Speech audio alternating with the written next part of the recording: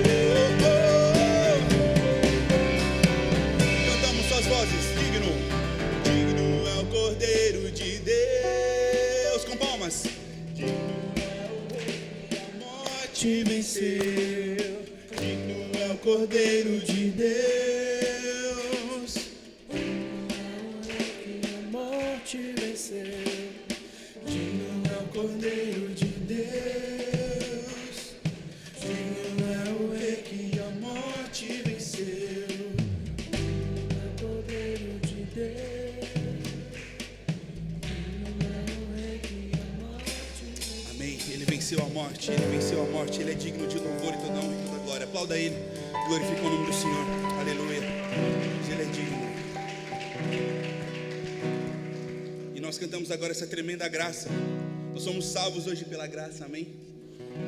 Nós recebemos esse favor imerecido, essa graça, e por isso hoje nós estamos aqui. Pela graça de Deus, nós somos salvos por essa graça, porque Ele nos ama, Ele nos amou, continua nos amando todos os dias. Amém? E nós vamos louvar com alegria, sempre com alegria nós adoramos ao Senhor. Amém? Um minuto, desculpa.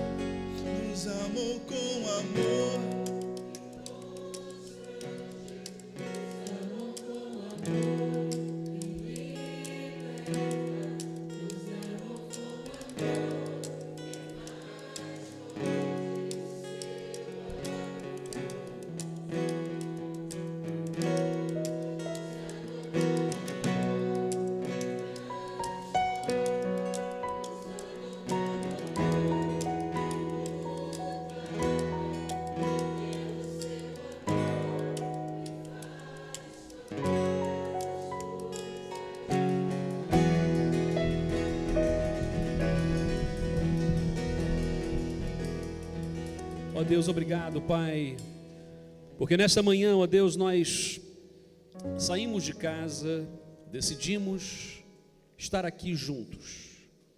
E talvez, ó Deus, tenhamos alguns planos na nossa mente. Talvez tenhamos algumas coisas que já estão pré-definidas na nossa cabeça. Mas pedimos, ó Deus, que o Senhor venha a nos surpreender nesta manhã, Pai. Tudo aquilo que nós já vimos e ouvimos, desde o momento do estudo bíblico, ó Pai, que impacta as nossas vidas. E agora, meu Deus, no tempo do louvor, da adoração, através dos cânticos, nós estamos, ó Deus, a declarar algumas coisas tão importantes. E declaramos que nós sabemos quem é o Senhor. Na verdade, ó Deus, ainda estamos como crianças a perceber quem é o Senhor, porque Tu és tão grande, tão poderoso, tão amoroso, tão misericordioso, Criador dos céus e da terra, de todo o universo, que até onde nós sabemos é infinito. Ó Deus, obrigado pelo Teu grande amor, obrigado por, mesmo sendo tão grande, tão poderoso, o Senhor, ó Deus, importa-se com pessoas como nós, na nossa individualidade, nas nossas questões mais profundas e até nas mais fúteis. Tem misericórdia, Pai, de cada um. Abençoa-nos, ó Pai, e que nesta manhã possamos sair daqui cheios da Tua palavra, Senhor. Oramos no nome de Jesus. Amém. A palavra de Deus diz no profeta Abacuque: ainda que a figueira não floresça, nem haja fruto na vide, o produto da oliveira minta, e os campos não produzam mantimento, as ovelhas da malhada sejam arrebatadas, e nos currais não haja vacas. Todavia, eu me alegrarei no Senhor, e exultarei no Deus da minha salvação. Jeová, o Senhor, é a minha força, e fará os meus pés como os das servas, e fará a caminhar sobre as alturas. Assim diz o Senhor. Nós não vivemos um mar de rosas, não vivemos um tempo simples, mas sabemos que cremos num Deus que tem todo o poder e tudo está nas suas mãos. Abacuque, esse profeta, a tradução do hebraico para o português significa abraço. E isso nos dá uma grande ideia nesta manhã. Talvez você não conheça as pessoas que estejam perto, mas você pode nesse momento cumprimentar e, se for possível, dar um abraço e dizer assim: um bom dia, Deus abençoe. Saiba que ainda que falte tudo, o Senhor está contigo, e que esse abraço lembre que Deus está conosco, Deus está presente, em nome de Jesus.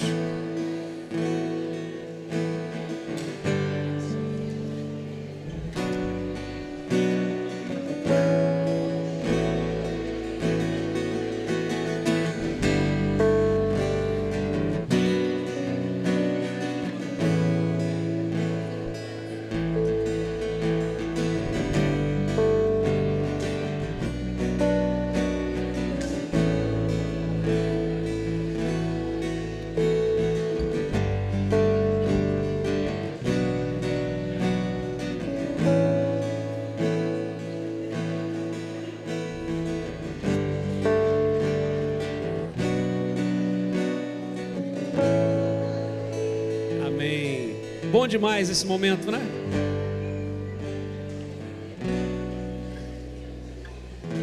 Quem está conosco aqui hoje, pela primeira, segunda ou até a terceira vez, levanta assim a mão rapidamente. Olha, recebe mais um abraço aqui, ali atrás também, ali também. Deus abençoe muito, viu? Aqui tem alguém? Aqui, Deus abençoe. Aqui eu acho que já estão todos, acho que sim. Mas se quiser dar outro abraço, pode dar.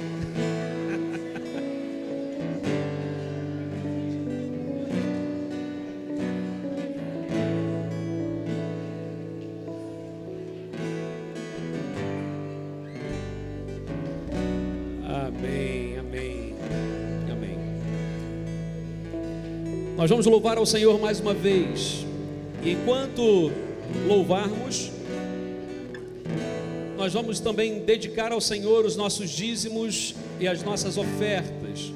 Eu quero agradecer. Na semana passada o Silas fez o desafio aqui, precisávamos comprar 8 mesas daquelas que temos aqui, algumas, né, para o pequeno almoço na semana que vem, que as mesas já são poucas, e conseguimos as 8 mesas. Então 8 pessoas já se dispuseram e pronto, já temos as 8 mesas. Então quero agradecer aí pela disponibilidade, podermos ter as mesas na próxima semana.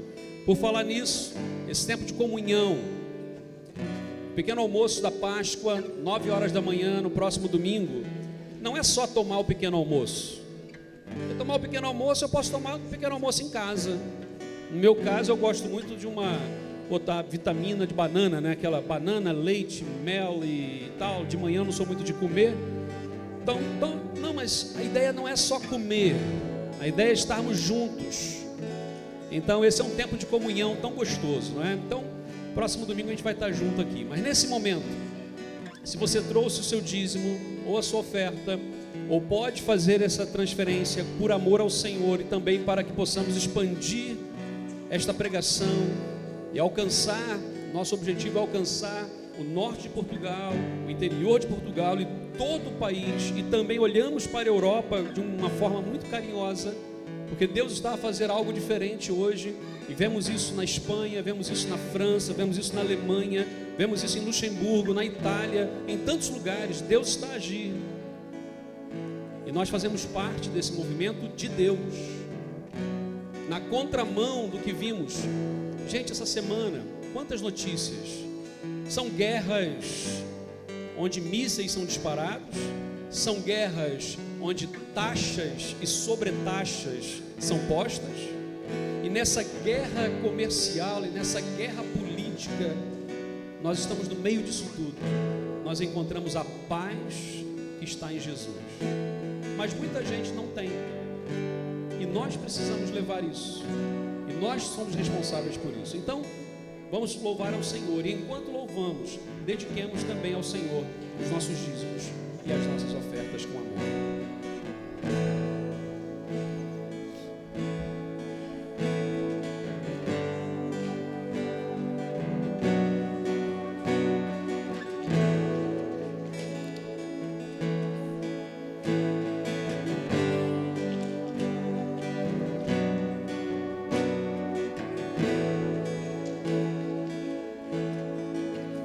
Dás a vida, és amor.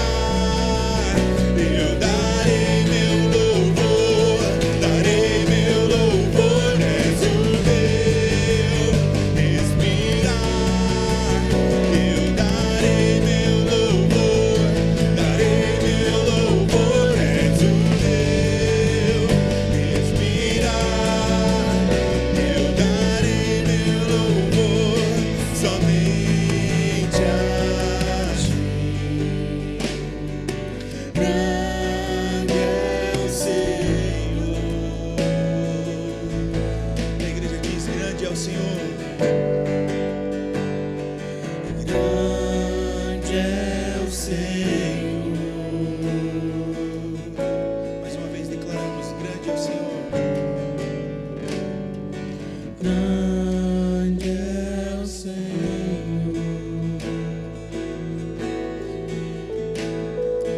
Grande, grande, grande,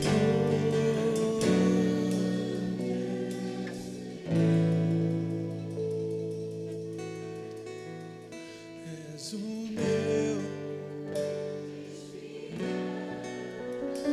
Eu darei meu louvor, darei meu louvor. És o meu.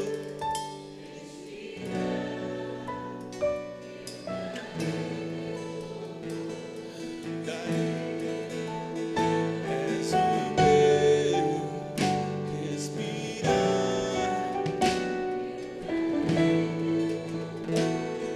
Darei meu louvor.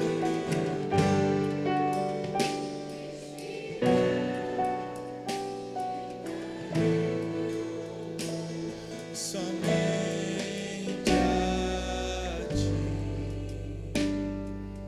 Grande é o Senhor. Tu és grande, Deus. Tu és grande, Deus. Tu és grande, Deus. Grande é o Senhor.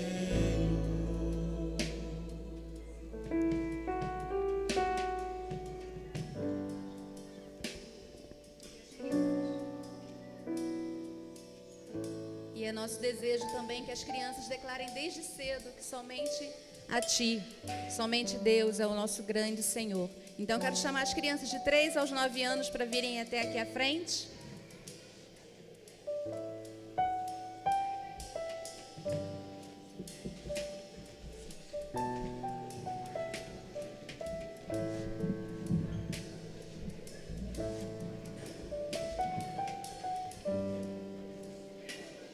Elô, Duda, vambora? Vamos? Alguém quer orar? Alguém quer orar?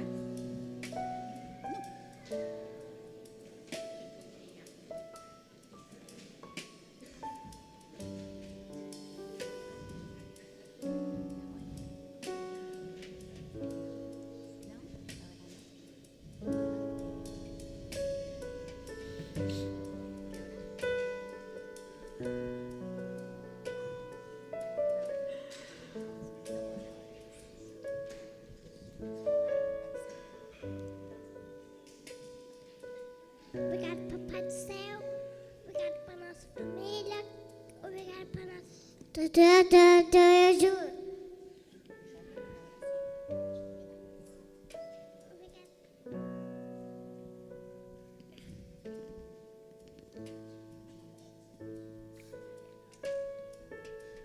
Obrigada, Deus. Obrigada por essas crianças aqui reunidas. Obrigada por cada um aqui presente. Obrigada porque nós podemos hoje, especialmente na classe, ensinar sobre o verdadeiro sentido da Páscoa.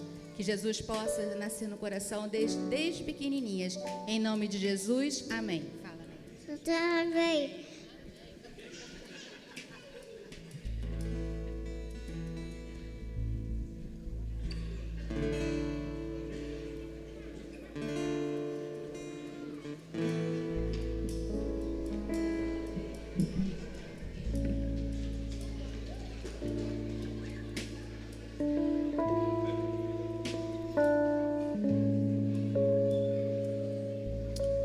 Amém.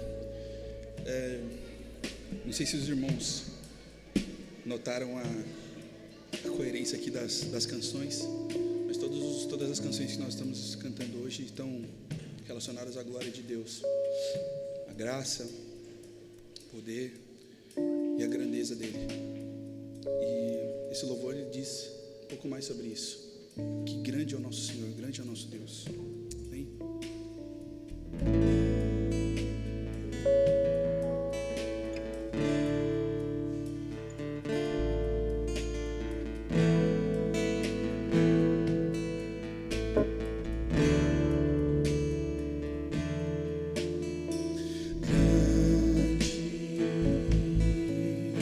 É o Senhor e muito digno de louvor. No seu santo monte quero adorar. A alegria de toda a terra.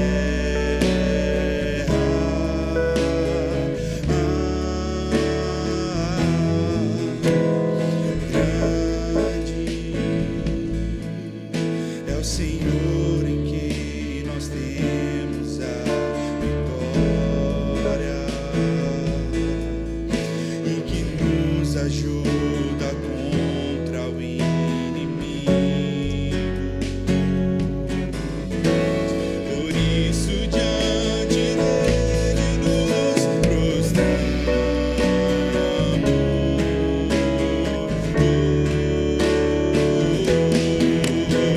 Queremos o teu nome engrandecer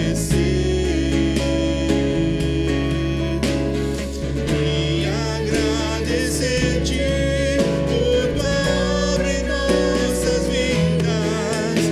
Confiamos em teu infinito amor,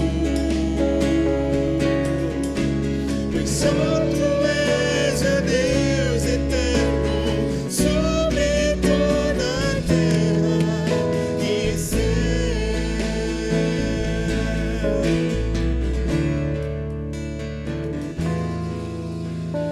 Grande é o Senhor em quem nós temos a vitória e que nos ajuda contra o inimigo. Por isso diante dele nos prostramos.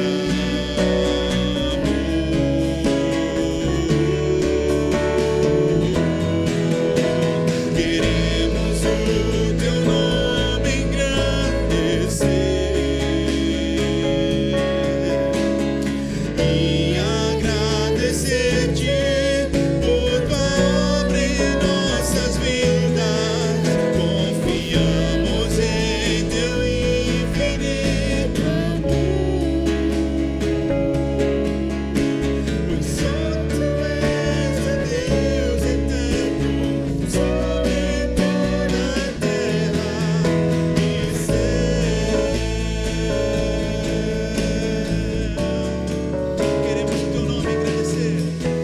Queremos o teu nome engrandecer. Queremos o teu nome engrandecer e agradecer-te por tua obra em nossas vidas. Confiamos em teu infinito amor, pois só tu és o Deus eterno sobre toda a terra e céu.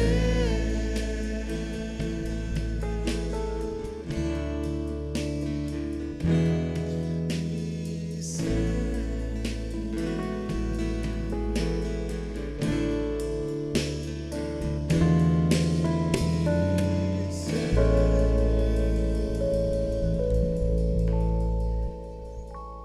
Amém, aleluia. Você pode sentar nesse momento?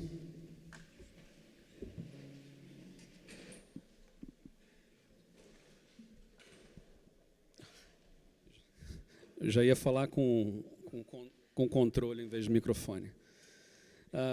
A idade é. Quero convidar para que possamos abrir as nossas Bíblias na carta que Paulo escreveu aos Efésios, no capítulo 4, a partir do versículo 7. Para quem não tem a Bíblia ou não consegue aceder aí a alguma aplicação da Bíblia, nós também vamos ter aqui nos ecrãs para que possam ser acompanhadas as leituras. Efésios, capítulo 4, nós vamos ler os versículos de 7 a 16 neste momento. E vamos pensar um pouco mais sobre esse tema, o propósito da dádiva. E de uma forma muito específica sobre a diversidade dos dons. Ou seja, Deus ele nos dá dádivas, prendas, capacitações espirituais. Só que elas são diversas, são diferentes, porque nós somos diferentes. Então, como lidar com a diferença na unidade? Porque ao mesmo tempo Jesus vai dizer para que sejam um, como tu, ó Pai, o és em mim e eu em ti, que eles sejam um em nós. Mas ao mesmo tempo, somos diferentes e temos diversidade. Então vamos examinar a palavra na carta que Paulo escreveu então aos Efésios, no capítulo 4, a partir do versículo de número 7 até o versículo 16. Eu vou ler na versão Almeida, Revista e Corrigida, já versão pela Sociedade Bíblica de Portugal. Então diz assim a palavra de Deus: mas a graça foi dada a cada um de nós segundo a medida do dom de Cristo. Pelo que diz, subindo ao alto, levou cativo o cativeiro e deu dons aos homens. Ora, isto, ele subiu, que é, senão que também antes tenha descido às partes mais baixas da terra? Aquele que desceu é também o mesmo que subiu acima de todos os céus para cumprir todas as coisas.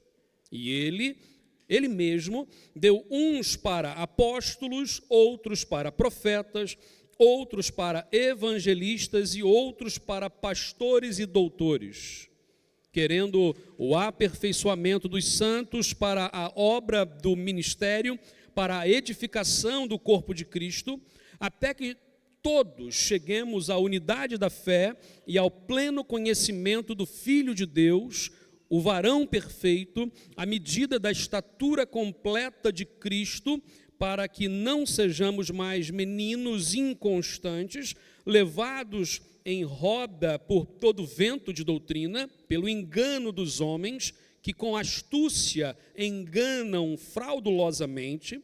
Antes, seguindo a verdade em amor, cresçamos em tudo naquele que é a cabeça, que é Cristo, do qual todo o corpo, sendo ajustado e ligado pelo auxílio de todas as juntas, segundo a justa cooperação de cada parte, faz o aumento do corpo para a sua edificação em amor. Até aqui. Vamos orar. Ó Deus, obrigado, Pai, porque a Tua palavra lida neste momento, ela é poder e autoridade sobre as nossas vidas. Obrigado, meu Deus, porque nós cremos que o Senhor, ó Pai, ministra aos nossos corações, fala aos nossos corações nesta manhã de uma forma muito clara e específica. Queremos, ó Deus, honrar o nome do Senhor, queremos, ó Deus, exaltar o nome do Senhor e queremos, ó Deus, perceber o propósito pelo qual o Senhor nos criou. Existimos com um propósito, ó Pai, e quantas pessoas ainda estão em busca, ó Deus, a buscar, ó Pai, qual o propósito da sua vida, mas o Senhor tem um propósito para cada vida que está aqui hoje. Então, ó Deus, ajuda-nos a perceber que na nossa diferença precisamos ser um só e precisamos caminhar numa direção com o Senhor Jesus. Obrigado, meu Deus, porque até aqui o Senhor já falou e até aqui o Senhor já ministrou e continua a falar e a usar em nome de Jesus neste momento, Pai.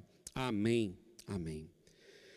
Queridos, a carta aos Efésios, só para nós entendermos, quando Paulo escreve aos Efésios, é óbvio que os capítulos e os versículos, eles não existiam na época. Paulo escreveu o texto completo.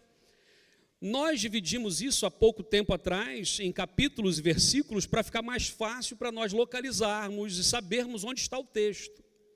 Mas é interessante porque do capítulo 1 ao capítulo 3, Paulo faz um embasamento mais escriturístico, mais teológico. Ele faz um embasamento que nós chamaríamos de teórico, que não é bem teórico. Depois ele vai, na segunda parte da carta, no capítulo 4, 5 e 6, ele vai fazer então agora uma aplicação prática, ou seja, como é que isso que eu disse que creio, como é que eu ponho isso em prática? Porque a fé, como diz lá em Tiago, a fé sem obras, ela é o quê? Ela é morta.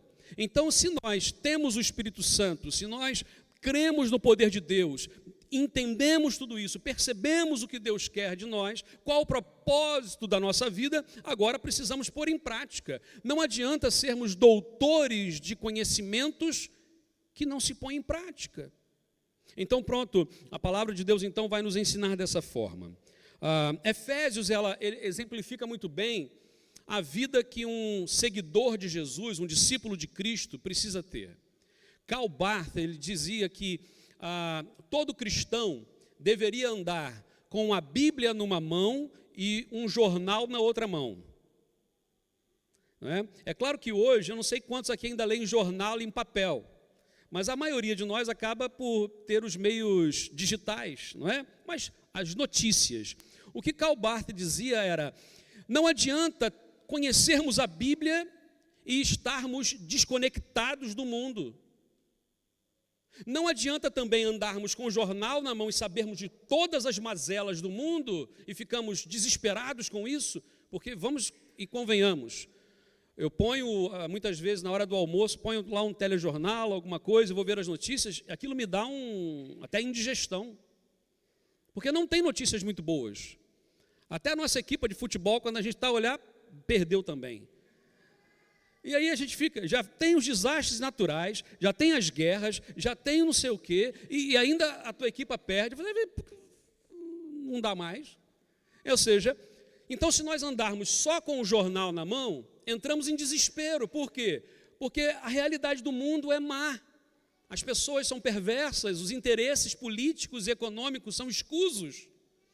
E se andarmos só com a Bíblia na mão, no sentido de buscamos muito ao Senhor, mas não queremos saber de mais nada, talvez vamos viver aquilo que já foi vivido no Evangelho há muitos anos atrás, que foi o movimento monástico, onde criaram-se os monastérios, as pessoas saíam da sua vida e iam para uma reclusão. E óbvio, quem nunca, não é? Onde é o melhor lugar para nós estarmos? É aqui. Vamos pôr as mesas aqui, comida, a gente almoça e vamos ter o jantar e vamos conversar e vamos rir. E vai ser tão bom, tão gostoso estar com pessoas que nós confiamos que nós podemos abrir o coração, podemos sorrir, chorar. Só que Deus não nos chamou para ficarmos aqui. Outro dia eu dizia uma coisa que eu sei que é meio esquisita dizer isso, mas eu às vezes fico muito desanimado em pregar a palavra para pessoas que já creem, já são crentes. Não tenho mais nada para pregar para vocês. Nós deveríamos o quê? Estudar a Bíblia, sim, estudo bíblico profundo. Mas a pregação, quando Pedro vai pregar, ele prega para quem? Para as multidões que não conheciam a Cristo. A nossa pregação, e não tem que ser o pastor, mas cada um de nós, pregamos. E o que é pregar ou predicar, já que temos aí tanta gente hoje, estava agradecendo ali o Nelson, né? Tive uma reunião essa semana com um missionário na Espanha, e foi tão bom compreender tão bem o espanhol, e eu falei assim, é porque nós temos uma comunidade boa que fala o castelhano, então eu consegui perceber melhor, né, o coração. Gente, é tão bom. Agora, quando nós olhamos a palavra aqui do Senhor, nós vamos aprender o seguinte, Paulo vai falar sobre a vocação dos crentes, no capítulo 4, a partir do versículo 1 até o 3. E ele vai dizer assim, olha, rogo-vos, pois, eu, preso do Senhor, Paulo estava preso nessa época, que andeis como digno da vocação com que fostes chamados, com toda humildade, mansidão, longanimidade, suportando-vos uns aos outros. Suportando-vos aqui é dar suporte, e não aguentar o peso só, assim, suporto essa pessoa. Não, dar suporte, oferecer suporte. E aí, quando lemos aqui o texto, vai dizer, procurando guardar a unidade do Espírito no vínculo da paz. Aí depois ele vai falar sobre a unidade, depois ele vai falar sobre a diversidade. A unidade, ele vai dizer assim, há um só corpo, um só Espírito, como fostes chamados, em uma só esperança, um só Senhor, uma só fé, um só batismo, um só Deus e Pai de todos, o qual é sobre todos e por todos e para todos. Então ele fala, há uma unidade. A partir daqui, ele vai falar da diversidade, que foi o texto que nós lemos. Ele vai falar, há diversidade de dons. Bom, somos pessoas diferentes. Somos pessoas diferentes. Não adianta a gente querer encaixar toda a gente. Eu esqueci o nome daquele... na mitologia grega existia uma pessoa que todos que passavam na sua casa, ele oferecia hospedagem. E tinha uma cama, lembra o nome dessa pessoa? Se alguém lembrar, me diz aí. E tinha uma cama, e a pessoa tinha que deitar naquela cama. E se a pessoa fosse menor, ou seja, mais pequeno que a cama, ele esticava a pessoa até ficar do tamanho da cama. E se a pessoa fosse maior do que a cama, era mais fácil. Cadê o Estênio? Perdeu, filho. Perdeu as canelas aí, viu? Cortava um pedaço. Para ele, todos tinham que ter... A ideia da mitologia, nesse caso, era todos tinham que ter, para aquele homem, todos tinham que ter o mesmo tamanho. Vamos lá. Nós, às vezes, não pensamos assim. Por que nós temos problemas de relacionamento com as pessoas, ou por que as pessoas têm problemas de relacionamento com a gente? É porque, muitas vezes, nós queremos que elas portem-se da mesma forma que eu me porto. Ou que elas atendam às minhas expectativas, do meu jeito, do meu formato. Quando a gente fala disso, estou a falar marido e mulher, casal, quantas questões de casamento tem a ver com isso? Expectativas frustradas, de uma expectativa não fundamentada e impossível, que eu tinha do outro e nem sequer falei com o outro. Nós somos loucos. Quando falamos de família, filhos e amigos e irmãos e família estendida, a mesma coisa. Quando falamos de trabalho, a mesma coisa. E de igreja, igual. Nós temos uma tendência natural a estarmos mais próximos das pessoas que são mais parecidas. Só que Jesus Cristo, por exemplo, ele vai procurar pessoas que eram parecidas com ele. Muito diferentes, por sinal. Pessoas diferentes, pessoas complicadas. Mas Jesus vai relacionar-se com essas pessoas para que elas possam ter a sua vida transformada. Bom, Deus ele criou cada um de nós de forma tão diferente, porque ele tem o quê? Ele tem um propósito. Há um propósito em sermos diferentes. Então a primeira coisa que eu quero abordar é, as nossas diferenças, elas são medidas por Cristo. Olha só o que diz o texto bíblico, não sou eu que estou a dizer, a palavra diz, e a cada um de nós foi concedida a graça conforme a medida repartida por Cristo. Ou seja, a unidade do corpo depende da diversidade. A gente brinca lá em casa, por vezes, nós temos um gatinho, né? E às vezes ele não consegue abrir a porta. Nós falamos, e a gente brinca, não tem polegar opositor, não consegue abrir. Mas o que é o polegar opositor? É o que me possibilita segurar alguma coisa. Imagina se eu não tivesse. Fica igual o animalzinho, ou seja, não consigo.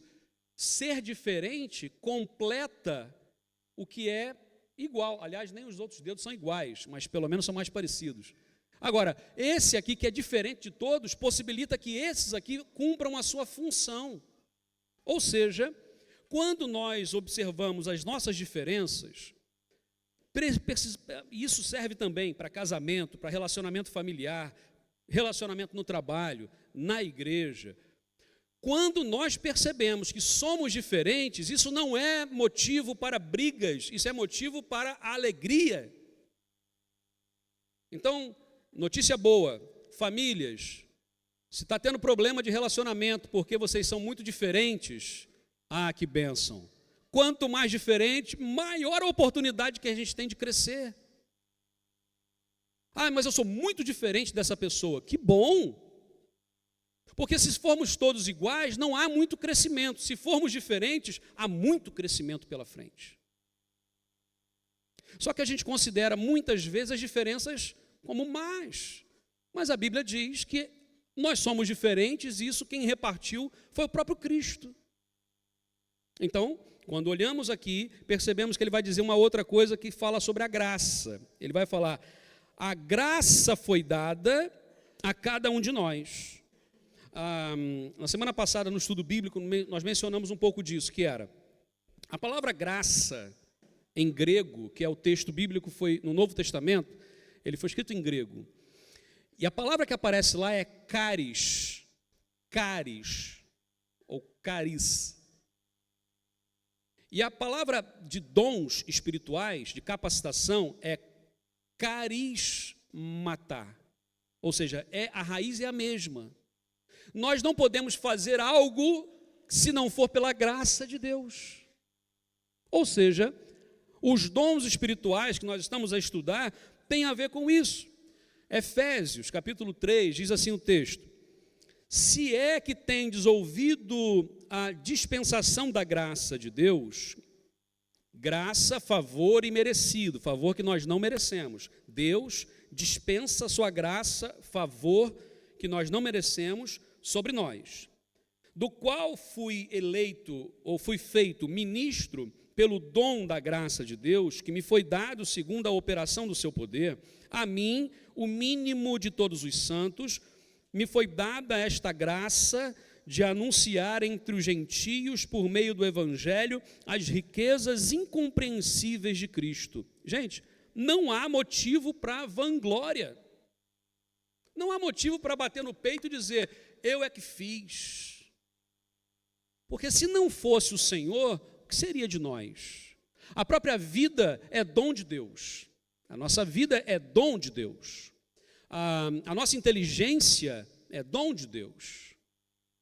Quando fazemos algo, se não fosse o Senhor, nem sequer poderíamos pensar em fazer. Então, quando olhamos a palavra aqui, diz a Bíblia, cada um de nós. Se está a dizer que é cada um de nós, é porque não existem sem dons. Já ouviu falar de pessoas sem teto? Sem teto? Sem camisa? Sem... mais o que eu posso falar? Sem vergonha? Sem juízo? Mas não existe sem dom. Eu sou um sem dom. Não existe, porque se o Espírito Santo habita na sua vida, ele já capacitou a tua vida para realizar alguma coisa que é do interesse do Senhor. E a grande questão é, o que nós estamos a fazer com o dom que Deus nos deu? Porque eu posso simplesmente guardar para mim, e não tem jeito, apesar da parábola dos talentos, né, lá que nós sempre reportamos, não tem muito a ver com os dons espirituais, diretamente, mas é um bom exemplo no sentido de que aquele senhor foi viajar, chamou 3 administradores empregados dele e deu 5 talentos, 5 moedas, vamos pôr assim, 5 moedas na mão de um, 3 moedas na mão do outro e 1 moeda na mão do outro. E viajou. E quando voltou, falou assim, então, e os talentos, e o dinheiro que eu dei para vocês? O primeiro servo disse, olha, eu investi, eu trabalhei, e está aqui, o senhor me deu 5, toma aqui 10 moedas para o senhor. E ele, muito bem. E chegou para o de 3, olha, eu também trabalhei, eu também investi e fiz isso, toma aqui 6, porque eu dobrei também o que o senhor me deu. E chegou porque tinha um só, ele falou assim, olha, eu fiquei com tanto medo de perder a moeda que eu enterrei. E toma aqui a moedinha que o senhor me deu. Só que a inflação já tinha comido aquilo tudo e aquela moedinha talvez já não valesse tanto. Ele diz assim, meu filho, não foste um bom servo. E por isso até o que você tem será tirado. E tira a moeda dele e dá para o que tinha 6. Não, ele dá para o que tinha 10. Eu durante muito tempo fiquei assim, gente, como é que ele pôde fazer isso, né? Tirou o que tinha 1 e deu para o que tinha 10. Quando nós não usamos aquilo que o Senhor nos deu, Ele pode tirar e dar para quem está a fazer.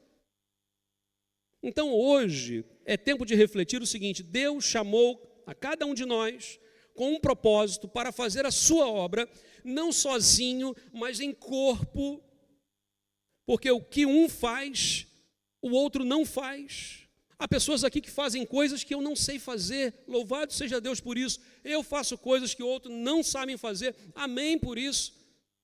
Mas juntos conseguimos fazer algo incrível. Cada um de nós, a Bíblia diz, ora, há diversidade de dons, mas o Espírito é o mesmo. Eu sempre gosto de usar aquela ilustração que a minha avó fazia, colcha de retalhos. Acho que eu já contei essa história 200.000 vezes, talvez algumas pessoas não ouviram, então tenham paciência. A minha avó era costureira, e ela costurava para fora, fazia roupas, calças, camisas, casacos, enfim, tudo isso. E sobravam sempre pedaços de tecido, retalhos, e ela punha num saco. E eu me lembro, eu era criança e vi aquele saco, para mim aquele saco era lixo, porque tinham vários retalhos, um retalho retangular, outro retalho triangular, outro retalho mais esquisito, sem forma, um tecido era mais grosso, outro tecido era mais fino, um tecido era estampado, outro tecido era liso, outro tecido era aquele canelado assim, enfim, para mim aquilo era lixo.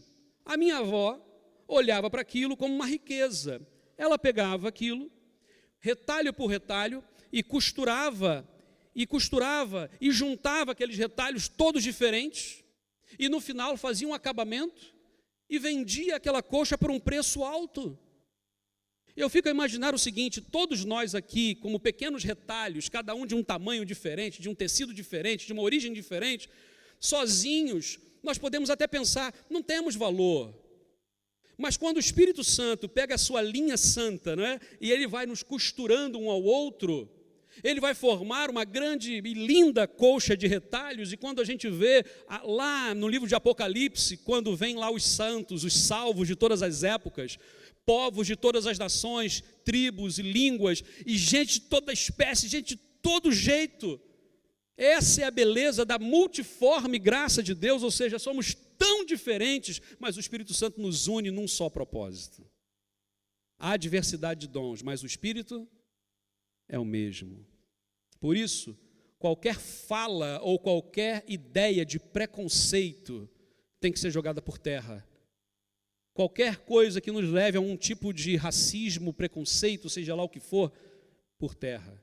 Até porque raça, meus irmãos, só tem uma, que é a humana. Nós temos etnias diferentes, mas a raça é uma só. Nós somos um só. Não porque nós somos iguais, não. Mas a beleza da colcha de retalhos está o quê? Nas diferenças dos retalhos. E aí, o acabamento que ele nos dá faz com que a igreja de Cristo, igreja, pessoas, tenha um alto valor, um alto preço. Quando olhamos aqui a palavra do nosso Deus, nós aprendemos sobre isso. Somos diferentes, mas somos diferentes na medida exata que Cristo fez. Segundo, versículo 8. As nossas diferenças, elas já foram vencidas. Ou seja, diz o texto, por isso é que foi dito, quando ele subiu em triunfo às alturas, levou cativos os muitos prisioneiros e deu dons aos homens. À primeira vista, não faz muito sentido esse texto, se nós não lermos o Salmo 68. O Salmo 68, 18, olha só o que diz aí. Séculos antes, o salmista escreveu esse texto. Diz assim o texto: Tu subiste ao alto, levaste cativo o cativeiro, recebeste dons para os homens e até para os rebeldes, para que o Senhor Deus habitasse entre eles. Então, peraí, o que Paulo está a fazer aqui? Ele está a inventar da cabeça dele? Não. Ele está a fazer uma coisa que os rabinos da época faziam, que era uma forma de ensino, chamada midrash. Até hoje, a gente ouve falar muito sobre isso. Jesus usava essa técnica, inclusive. O que era o midrash? Pedro usou isso. Eles pegavam um texto da Torá, o livro da lei, pegavam um salmo, pegavam um texto dos profetas, juntava esses textos que tinham a ver, tinha que ter uma palavra conectando isso, uma ideia conectando isso, e então traziam uma palavra, uma reflexão. Era assim que era feita a interpretação bíblica naquela época, era o midrash. Hoje, quando nós lemos esse texto, sem ler o Salmo 68, não faz muito sentido, mas quando nós lemos o Salmo 68, faz algum sentido, porque Paulo vai usar essa mesma ideia naquele texto de 2 Coríntios 2,14, que nós falamos aqui sobre o bom perfume de Cristo, lembra? Lembra daquela ideia da procissão com o general romano voltando da guerra e tal? É essa mesma ideia aqui que o salmista também tinha do general voltando vitorioso com o despojo de guerra. Então veja bem, ele subiu, levou cativo e triunfou. Ele subiu às alturas, ou seja, foi elevado, é o grande general. Levou cativo, são os despojos de guerra, aqueles que eram escravos do pecado agora foram trazidos para cá, para sermos servos de Cristo. E agora, mais ainda, ele vai dizer que nós somos conduzidos em triunfo.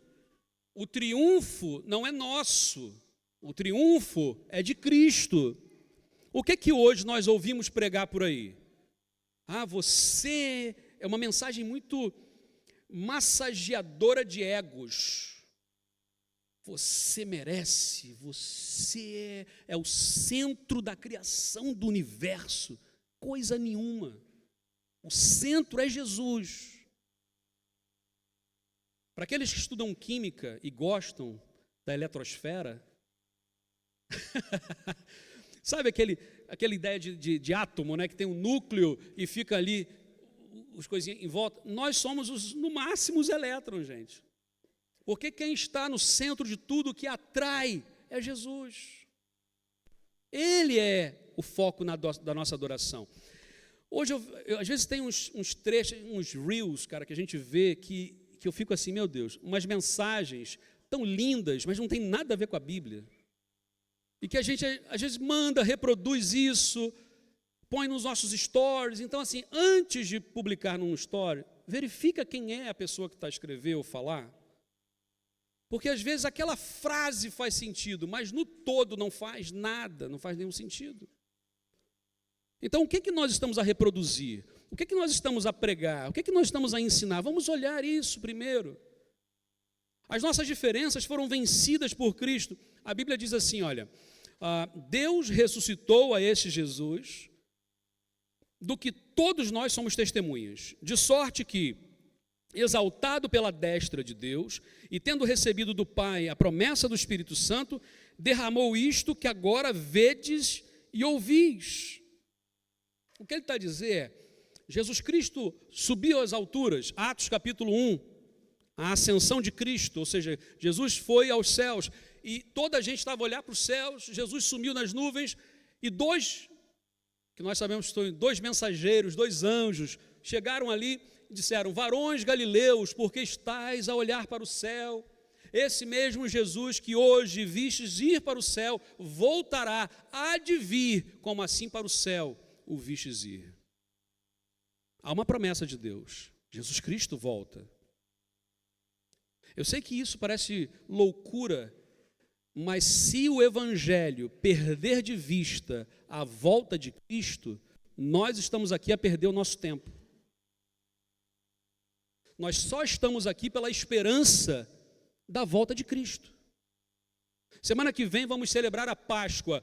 O mundo cristão, com todas as suas vertentes e divisões e separações, o mundo cristão vai celebrar a ressurreição de Jesus. A ressurreição de Jesus é a festa mais importante da cristandade. É maior do que o Natal, porque Jesus só nasceu porque iria morrer para pagar o preço. E há uma outra coisa que é interessante, que é a finalidade da morte de Jesus. Isso é muito sério. A finalidade da morte de Jesus não é salvar a nossa vida. Porque a gente muitas vezes ouve assim, Jesus veio para morrer por mim e termina aí. Não, Jesus veio para exaltar e glorificar o Pai. Nesse processo ele vai redimir a criação Então Jesus Cristo morre para nos salvar? Sim. Mas a história termina aí? Não. Ele vai nos levar para a adoração ao Pai. Por isso que ele diz, eu sou o caminho, a verdade e a vida, e ninguém vai ao Pai senão por mim. Tem muita gente que só termina metade do versículo. Eu sou o caminho, a verdade e a vida. E Jesus é o caminho, a verdade e a vida. Para onde? O caminho leva para algum lugar. Nós somos resgatados por Jesus, salvos por Jesus, para voltarmos para o Pai, para exaltar e glorificar o Pai pela eternidade. Então, assim, as nossas diferenças já foram vencidas por Jesus. Amém por isso. Ele derruba as barreiras. Então, toda vez que tiver uma barreira entre ti e um irmão teu, para pensar primeiro. Essa batalha é carnal, no sentido de é o meu gênio, é o meu ego, sou eu, ou isso é espiritual? Não vamos travar batalhas que não sejam batalhas boas. Há batalhas que não valem a pena. Há batalhas que não valem a pena. Há batalhas que precisam ser travadas. E nós não podemos nos acovardar. Mas há batalhas que precisam ser muito bem escolhidas e selecionadas. E por fim, as nossas diferenças são preenchidas por Cristo. Olha que coisa linda, diz a palavra. O que significa ele subiu? Senão também aquele que havia descido às profundezas da terra. Aquele que desceu é o mesmo que subiu acima de todos os céus, a fim de encher todas as coisas. E ele designou uns para apóstolos, outros para profetas, outros para evangelistas e outros para pastores e mestres, com o fim de preparar os santos para a obra do ministério, para que o corpo de Cristo seja edificado até que todos alcancemos a unidade da fé e do conhecimento do Filho de Deus e cheguemos à maturidade, atingindo a medida da plenitude de Cristo. Somente Cristo subiu, somente Cristo desceu. Aqui é uma coisa importante. Esse é um texto, em termos de teologia, é um texto bem denso, ok? Nós não vamos entrar muito a fundo, mas apenas alguns pensamentos importantes. Subir, tudo bem, isso aqui nós podemos dizer, Cristo foi exaltado. Ele subiu aos céus. É como o general que ficava no carro mais alto. Então, a exaltação de Cristo. Então, aquele que subiu, ok, entendemos isso. Mas vai dizer também, acima de todos os céus, ok, dá para nós entendermos porque os hebreus acreditavam que haviam 7 níveis de céu, ok? 7 níveis de céu. Então, dá para entender que nessa visão judaica, falar acima de todos os céus significa o mais alto nível possível de santidade. Então, aquele que subiu, ok, exaltação, acima de todos os céus, mas aí depois ele vai dizer, é o mesmo que desceu às profundezas da terra. E aqui já começa a complicar algumas coisas. Alguns vão fazer um paralelo com 1 Pedro, capítulo 3, diz assim, com o fim de preparar os santos para a obra do ministério, para que o corpo de Cristo seja edificado, até que todos alcancemos a unidade da fé e do conhecimento do Filho de Deus e cheguemos à maturidade. Espera aí, isso aí. É esse aqui, perdão. Estava ali de novo o texto original. É esse aqui. Cristo foi e pregou a espíritos em prisão. Por isso mesmo, o evangelho foi pregado também a mortos, para que eles, mesmo julgados no corpo segundo os homens, vivam pelo Espírito segundo Deus. E aqui, meus irmãos, há pessoas que vão usar esse texto para justificar necromancia. Porque se foi pregado para mortos, então quer dizer que eu posso consultar os mortos. E aí uma coisa que nós aprendemos é, eu não posso ler a Bíblia e fazer uma definição num versículo isolado, se eu não olhar para toda a Bíblia. Há uma coisa que nós entendemos na Bíblia como um todo, é que a necromancia, ou seja, a consulta a mortos ou a espíritos, ela é condenada na palavra de Deus veementemente. Lembra de Saul, o grande rei Saul? Ele foi condenado porque ele foi visitar uma pitonisa, uma necromante. Mas ele já foi fazer isso numa época em que o Espírito Santo já tinha se retirado dele. E ele foi condenado por isso. E se nós estudarmos aquele texto lá em Samuel, no livro de Samuel, nós vamos perceber que aquilo que aquela pitonisa disse não se cumpre na sua integralidade. Ela não previu o futuro como toda a gente pensou. Ela disse o óbvio. Quem não conhecia Saul, gente, é como se tivéssemos um povo, não é? O povo de Israel tinha uma estatura média de 1,63 m. Imagina Saul, que tinha mais ou menos 1,90 m. É óbvio que, sendo judeu, com 1,90 m, só podia ser Saul. Não tinha outro tão grande. Então, quando ela vê, ela sabia que era Saul. E ela, vejo que és. Então, quando nós olhamos o texto, primeiro, a Bíblia condena a necromancia. Segundo, Jesus fala da impossibilidade de quem está de um lado falar com quem está do outro. Ele vai contar uma parábola. Ele vai dizer assim, vou contar uma parábola, uma história. Havia um homem rico e o Lázaro. E os dois viviam ali. Um homem rico esbanjava e o Lázaro, muito pobre, comia daquilo que caía, das migalhas que caíam da mesa do homem. Só que esse Lázaro era justo, o rico não era. Bom, os dois morrem, um vai para o lugar dos mortos, o Sheol, o Hades, e o outro vai para o céu, vamos assim dizer. Mas eu estou tentando contextualizar aqui a parábola. E aí, quando o rico chega, ele diz assim, deixa-me voltar para avisar os meus irmãos que essa coisa aqui é de verdade. Nós não acreditávamos, mas agora que eu estou cá, eu preciso voltar para avisar os meus irmãos. E o que é dito a ele? Ele já tem Moisés e os profetas. O que queria dizer Moisés e os profetas? Moisés, a lei, a Torá, a Bíblia daquela época, os profetas, as escrituras dos profetas. Ele já tem as escrituras. Você não precisa voltar. E ele vai dizer uma coisa categórica. Jesus diz isso. Quem está de um lado não pode passar para o outro. Então, tanto no Antigo Testamento como no Novo Testamento, necromancia é condenada. Ou seja, regiões inferiores seria o inferno, seria o Hades, ou seria a própria terra, nas mais baixas relações humanas que podemos ter. E há essas três vertentes. Vamos entender que o judeu falava de Sheol, em hebraico, Sheol, no Antigo Testamento, é o mesmo Hades do Novo Testamento, que é grego. Lembra o Deus Hades, ou Deus que cuida do submundo, né, da morte, não é? Essa ideia de Sheol significava somente lugar dos mortos, assim como os gregos. Toda gente que morre vai para onde? Vai para o Hades, é lugar dos mortos.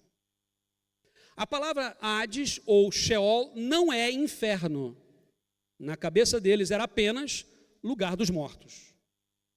A palavra inferno vai surgir do lado de Jerusalém, está numa montanha. Não sei quem já foi em Jerusalém e vai ver que Jerusalém fica a 800 metros acima do nível do mar.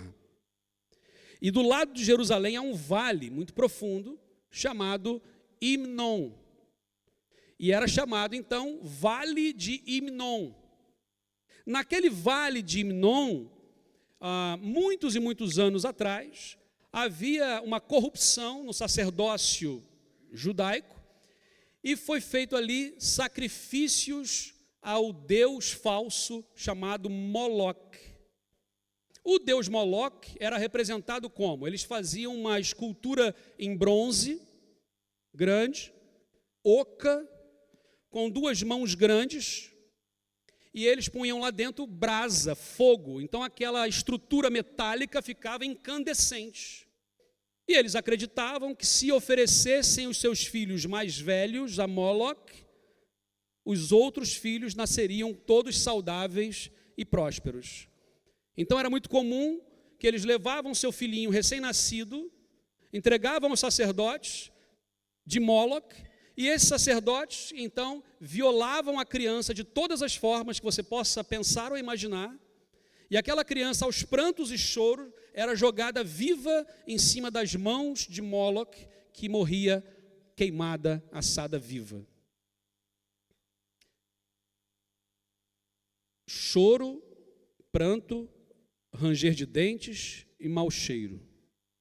Lembra do rei Josias? O rei Josias vai encontrar o livro de Deuteronômio perdido, porque as pessoas se afastaram de Deus, perderam as escrituras. Ele encontra e ele fala, opa, estamos todos errados, acaba com essa coisa de Moloque, e ele acaba com a adoração a Moloque, ele promove uma reforma religiosa e de fé, e o povo volta a adorar ao Senhor. E aquilo lá, aquele vale, passa agora a ser um depósito de lixo. Um depósito de lixo, ou seja, o lixo era jogado ali e tacavam fogo naquilo. Aquilo queimava dia e noite. E lixo queimado tem cheiro de quê? Tem cheiro mau, de enxofre. Por isso, vale de Inom, Imnon, Geena. A palavra Geena é a palavra grega para o que nós, no português, chamamos de inferno. Um lugar de morte, pranto, mau cheiro, fogo que arde dia e noite em cheiro de enxofre. Essa é a ideia de inferno que nós temos, por causa do vale de Inom. Agora imagina que tudo isso aconteceu, e diz a palavra que Jesus Cristo desceu às regiões inferiores. Se Jesus Cristo foi ao inferno ou não foi, se ele foi só nas regiões mais baixas dos nossos relacionamentos, como ele expulsou aqueles demônios da Maria Madalena, se ele foi aonde ele foi. Gente, a grande questão aqui é que Jesus Cristo, diz a palavra, ele enche todas as coisas. Ele preenche o nosso coração. O nosso coração passa a ter alegria, passa a ter sentido da vida por causa de Jesus. Não adianta procurarmos em todos os lugares, sabe por quê? Tem gente que diz assim, procura dentro de si mesmo. A solução está dentro de si. Não está não, gente. Não está não. A Bíblia diz que o coração do ser humano é enganoso, o coração do homem é enganoso. Nós enganamos-nos a nós mesmos, nós boicotamos. Conhece a palavra boicotar? Nós boicotamos a nós mesmos, com a nossa dieta que nunca fazemos, com o cuidado da nossa saúde física que nunca fazemos, com a nossa espiritualidade, porque não lemos a palavra, não oramos e não dedicamos como deveríamos. Tudo isso, nós boicotamos a nós mesmos. Então, como é que eu vou confiar no meu coração? Eu preciso de vocês para que eu possa andar na linha, e vocês precisam de mim para que eu possa. Ou seja, um ao outro ajudou e ao seu irmão disse, esforça-te, diz a palavra de Deus. Então assim, Jesus preenche todas as coisas. Como é que ele usa, como é que ele faz isso? Ele distribui carismatas. Por isso, nós temos tanta diversidade, tão lindo isso, e vermos que somos tão diferentes. Para que Jesus preenche? Para a edificação do corpo, para a unidade e para a maturidade. Jesus identifica-se com a humanidade, gente. Isso aqui é uma coisa importante. Jesus Cristo poderia simplesmente, tão somente, salvar a humanidade assim, estalar de dedos, de longe. Mas não. Jesus vem até nós, faz-se carne, faz-se um de nós, identifica-se conosco, para então nos redimir. Ele escolhe pessoas diferentes. Os apóstolos, vai ver o jeito dos apóstolos, cada um diferente do outro. Um era mais para frente, né? O Pedro era mais ousado e falava demais e não sei o quê. O João já era mais amoroso, mais não sei o quê. O Tiago já era mais assim, mais assertivo nas suas coisas. Diferentes. Sabe por quê? Porque nós somos diferentes também. A igreja precisa ser múltipla. Múltipla nesse sentido. Somos diferentes, uma só pessoa. Nem toda gente vai ter tanta afinidade com o Joaquim, por exemplo. Nem toda a gente vai ter afinidade com o Renatão. Nem toda a gente vai ter afinidade com o Guilherme. Mas quando nós olhamos pessoas diferentes, próximas, nós vemos uma beleza incrível. Já viram geneticamente como é que funciona? Por que na minha família, por exemplo, meu pai tem 12 irmãos e a minha tia-avó foi mais animada, teve 24 filhos, né? Então, 24 filhos são primos dos 12 irmãos. E nessa cena toda de família muito grande, no interior e tal, acabou que alguns primos se casaram. E na minha família, todos os primos que se casaram, alguns dos filhos tiveram algumas deformidades físicas. Ou no pé, ou na mão, alguma coisa assim. E a genética, ciência, nos fala que quanto mais parecidos formos geneticamente, mais fraca é a prole, mais fracos são os filhos. Quanto mais diferentes, mais fortes são. Os egípcios, por exemplo, naquela época de José lá atrás, viviam no máximo 25 anos de idade. Por quê? Porque era a prática dos egípcios casar mãe com filho e procriar, filha com pai e procriar. Isso era normal. Por que Deus proíbe na lei que o seu povo tivesse relacionamento? Maldito aquele que se deitar com a sua mãe, mulher do seu pai, e todo o povo dirá amém. Maldito aquele que deitar com a sua irmã, filha do seu pai, filha de sua mãe, e todo o povo. Por que tem esse texto de proibição? Porque quanto mais parecido geneticamente, mais fraco seria o povo. Quanto mais diferentes fossem, mais forte seria o povo. O que nós trazemos isso agora aqui para a gente? Quanto mais diferentes nós formos, mais forte será essa igreja. Amém? Teve gente que fala assim, nós temos aqui, aí 8, 9 denominações evangélicas protestantes diferentes de origem. Viemos de lugares muito diferentes aqui. De Portugal e fora de Portugal, mas de vertentes evangélicas muito diferentes.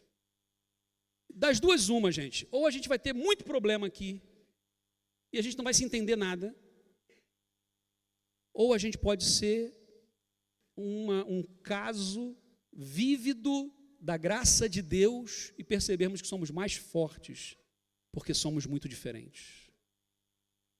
Então, quando você for conversar com um irmão e perceber que a ideia dele é um pouquinho diferente da tua, em vez de brigar com ele, conversa, toma um café, ouve, aprende, ensina, e quem sabe possamos crescer um pouco mais. Porque o dia que nós já soubermos de tudo a 100%, arrebatado na hora. Deixa eu ver aqui. Não, ninguém foi arrebatado, então temos coisa para aprender. Temos coisa para aprender. Que Deus nos abençoe grandemente, meus irmãos. Que as diferenças nos façam nos aproximar. Que sejamos mais fortes juntos. E que as nossas diferenças, Jesus tem a medida certa, foi Ele que fez a gente assim. E Deus não erra. Segundo, Jesus derrubou as barreiras. Aquilo que nós achávamos que tinha, Ele já derrubou, pagou o preço pela vida de cada um de nós. E terceiro, quem preenche tudo, fora essas questões teológicas todas que a gente falou aqui, quem preenche tudo, em todos os lugares, é o Senhor Jesus. Então deixa Ele encher o teu coração. Você pode fechar os seus olhos nesse momento? Ó Deus, obrigado, Pai, porque até aqui o Senhor nos abençoou e falou, e saímos daqui com algumas coisas para pensar, saímos daqui, ó Deus, com algumas coisas para pôr em prática, saímos daqui, ó Deus, com o coração repleto da Tua palavra, Pai. Ajuda-nos a ruminar isso, Pai, a perceber que nós temos que cumprir a missão que o Senhor nos deu. Eu te louvo e te agradeço, Pai, por tudo que o Senhor já fez e por tudo que o Senhor fará. Nós oramos assim no nome de Jesus. Amém, meu Deus. Antes de nós cantarmos a última canção e mostrando um pouco dessas diferenças que nós temos, desde o início da plantação da local, nós entendemos da parte de Deus que deveríamos trabalhar com pequenos grupos nas casas. E hoje, especificamente hoje à tarde, nasce mais um pequeno grupo, que é o pequeno grupo 6. Eu quero convidar aqui à frente o Léo, a Cíntia, Renata e Melissa, e Daniela e Carol. Vem cá, por favor, rapidamente. Vem cá.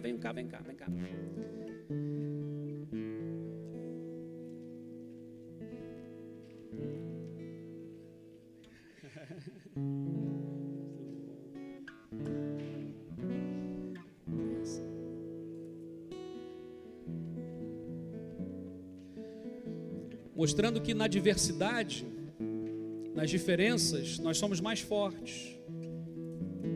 E esse grupo começou com um base, não é? Nós temos os encontros para os casais. Aliás, quem não fez ainda e desejar fazer a formação do base, são 4 encontros, 5 na verdade, 5, é um 0 mais 4.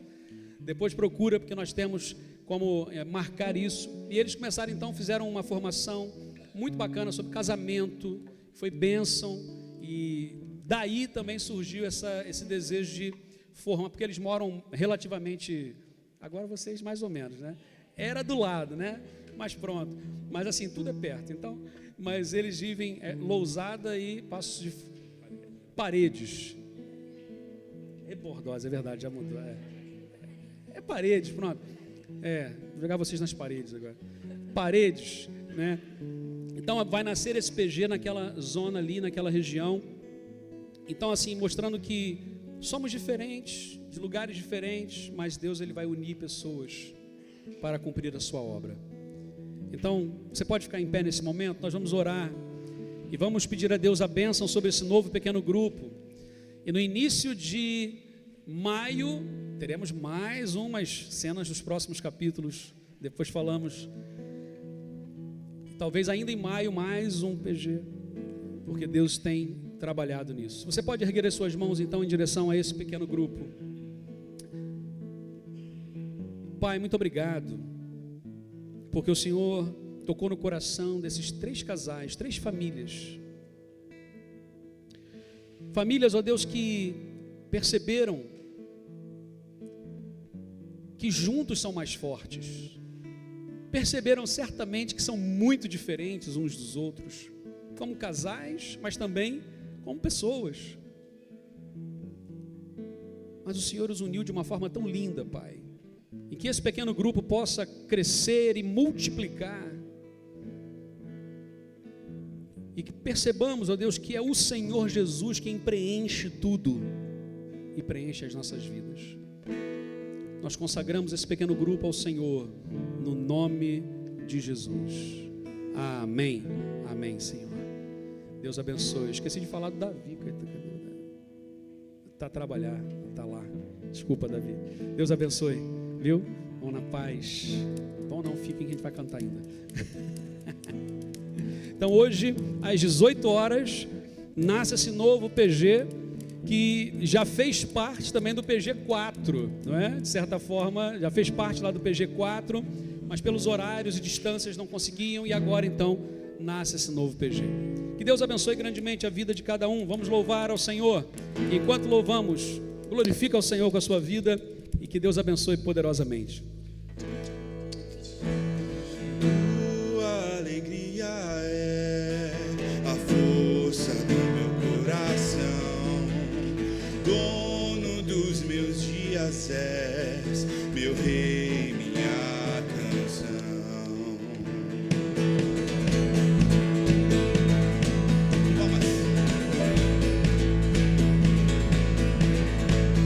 Junto a ti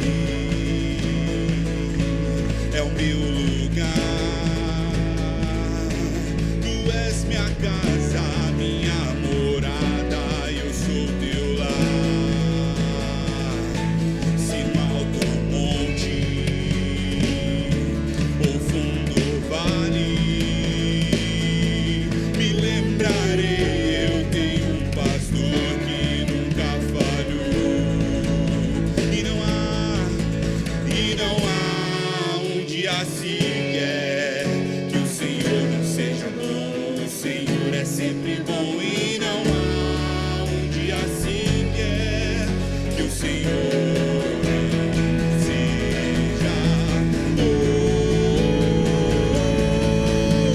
Ainda que a vide não dê o seu fruto, mesmo que não haja alimento nos campos em ti, Senhor, eu me alegrarei. Tu tens minha força e o meu coração, todos os meus dias estão em tuas mãos e em ti, Senhor, eu me alegrarei. Junto a ti é o meu lugar. Tu és minha casa, minha morada, e eu sou teu lar. Se mato montes, no fim do vale, me lembrarei, eu tenho um pastor que nunca falhou. Me lembrarei, eu tenho um pastor que não falhará. E não há um dia sequer que o Senhor seja bom. O Senhor é sempre bom e não há um dia sequer que o Senhor seja bom. Ainda que a vide não dê o seu fruto, mesmo que não haja alimento nos campos em ti, Senhor, eu me alegrarei. Tu tens minha força e o meu coração, todos os meus dias estão em tuas mãos e em ti, Senhor, eu me alegrarei.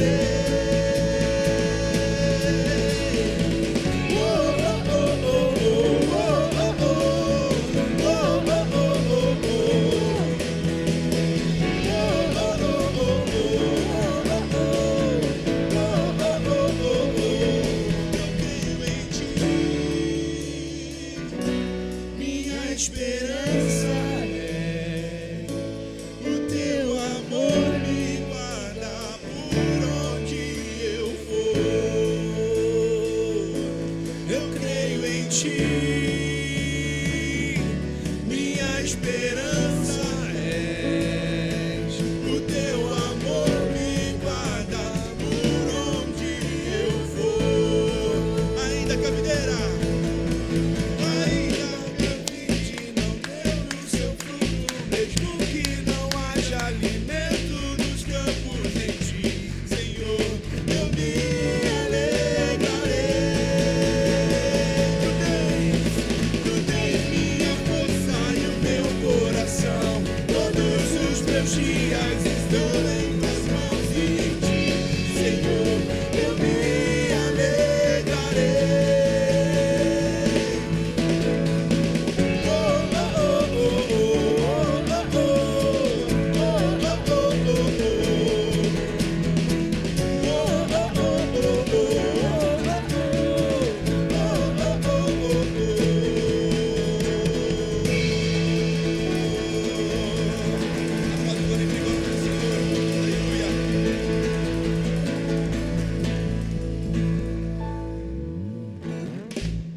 Bom dia. Podem sentar, gente. Vamos ouvir os anúncios, os avisos. Essa semana estamos aqui a sentir falta da família Figueiredo.